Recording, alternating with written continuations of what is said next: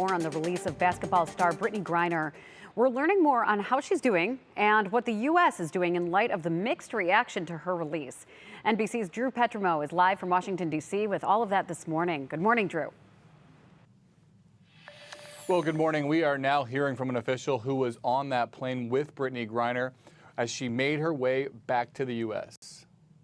This was the scene inside the plane as Brittney Griner made her way from a Russian penal colony back home to the U.S. Finally on American soil, Griner posing with her wife and a government official who spent months on the team negotiating her release. She jumped on the plane and went right to saying hi to everyone, making a personal connection, shaking hands, saying thank you. I found someone who was just absolutely wonderful, kind, generous, interesting, and above all, authentic. As family, friends, and supporters celebrate Griner's return after nearly a year in Russian captivity, there's also concern over the deal that secured her freedom. Griner was traded for Viktor Bout, a notorious Russian arms dealer. We're glad she's home, but we have to recognize wide-eyed that right now as Americans, we have made it clear that we are willing to do anything to bring a single American home, and there are people that are watching that.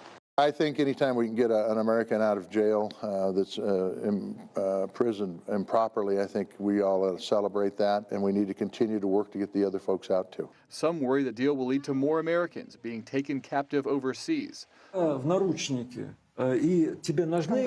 concerned Bout, will pick up where he left off. If Mr. Bout decides to go back to his previous line of work, then we're going to do what we need to do to hold him accountable and to protect our interests. U.S. officials say any threats Bout might pose are manageable and that they're focused on bringing home more wrongfully detained Americans. Now that Griner is back in the U.S., she says she's going to use the foundation set up to help bring her home to bring home other Americans stuck in similar situations. Reporting from Washington, I'm Drew Petrimo, NBC News.